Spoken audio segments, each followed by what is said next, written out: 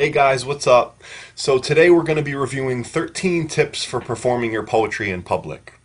Now, if you're not a poet, you should still pay attention because these tips can help anyone who's concerned with public speaking. I know that for me, I get very nervous when speaking in front of a crowd, so I found that these tips really make a difference. And in case you were wondering, these guidelines are courtesy of Taylor Mali, a world-renowned poet and teacher. Many of you probably know his poem, What Teachers Make. So big shout out to Taylor so we can give credit where credit is due. The first tip is performance is an editing tool. You learn things about your writing when you perform it. Don't think twice about going back and revising a section of your poem, or the entire poem, based on the reactions or lack of reactions you get from a live audience. Grab this world by its clothespins and shake it out again and again and jump on top and take it for a spin. And when you hop off, shake it again, for this is yours. The second tip is be an expert on the microphone. Know how to adjust the mic stand in case you need to. Know where the mic should be and how close you should be to it. Remember, you have at least 15 seconds to get ready before people will begin to wonder why you haven't started. Is this thing turned on? Because I am. Tip number 3 is clarity above all else. If the messenger is not clear, then there really isn't any message, is there? You could be the most brilliant poet in the world, but if no one understands you, they won't listen. Try over-enunciating, exaggerating the shape of your mouth with each word. You will not sound as stupid as you think you look. They found landmines and broken women's souls. Black holes in the parts of their hearts that once sang symphonies of creation, bright as a light on infinity's halo.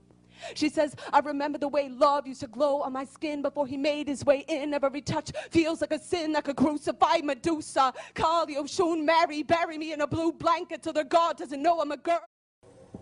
Tip number 4 is everyone wants you to be amazing. Despite what you might think, the audience is not waiting for you to mess up, nor are they hoping you do.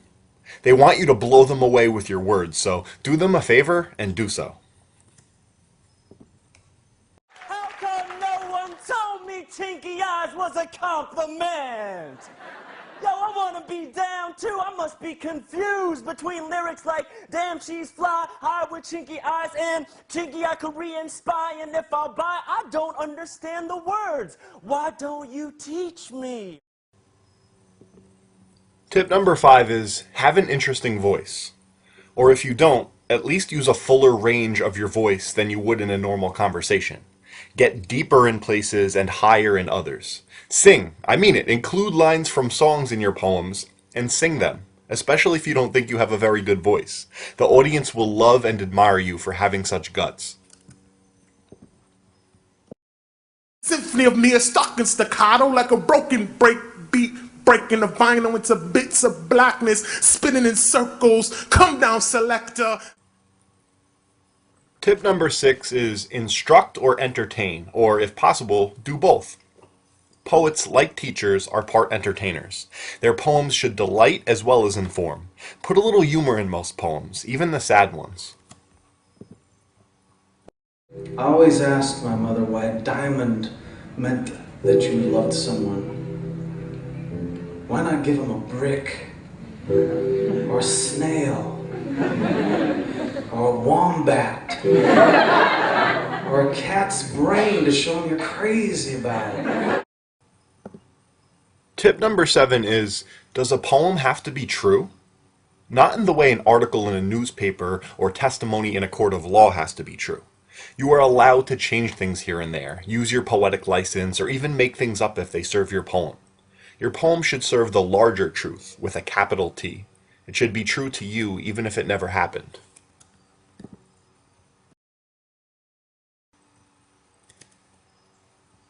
The 8th tip is, have a few lines that everyone will understand.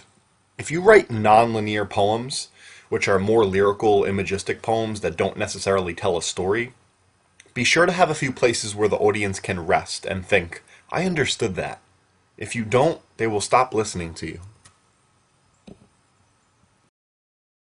Okay, there's a few heartbreaks that chocolate can't fix, but that's what the rain boots are for, because rain will wash away everything if you let it. I want her to look at the world through the underside of a glass-bottom boat, to look through a microscope at the galaxies that exist on the pinpoint of a human mind, because that's the way my mom taught me, that there'll be days like this, there'll be days like this, my mama said.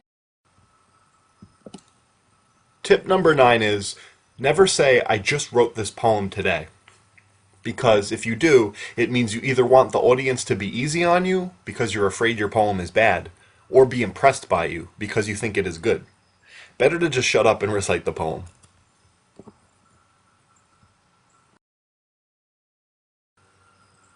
Tip number 10 is go back to the nugget of truth.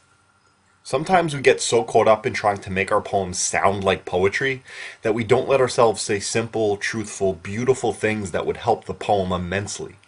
Things like, sometimes I wished I were an only child. Don't be afraid to leave the truth unadorned. He goes down to the rocks and he reads to the fish. He reads to them poems, poems from books. Poems about the human condition, about the muscles inside of him that question and quiver and shiver and sleep. Bottle in one hand, book in the other, books clutching poems like they were their mother, too afraid to let their children out into the soft fear of the electric night.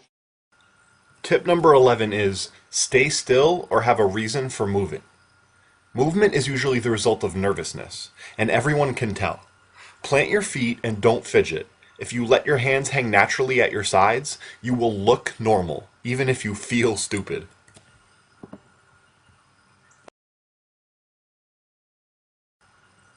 Tip number 12 is, no one needs to know if you forget a line. If your mind goes blank, take a pause. Don't let the audience know you have no idea what comes next. Start singing Amazing Grace. Make up the rest of your poem as best you can. No one cares that it's not perfect except you.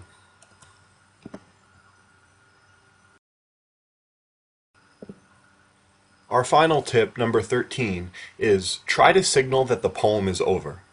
You know you have performed a poem well if the audience knows when it is time to start clapping simply because you started smiling.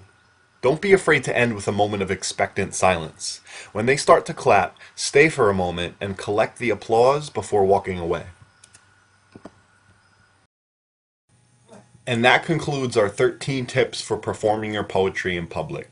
I hope this video was helpful and that it has encouraged you to get up on a mic and rock it.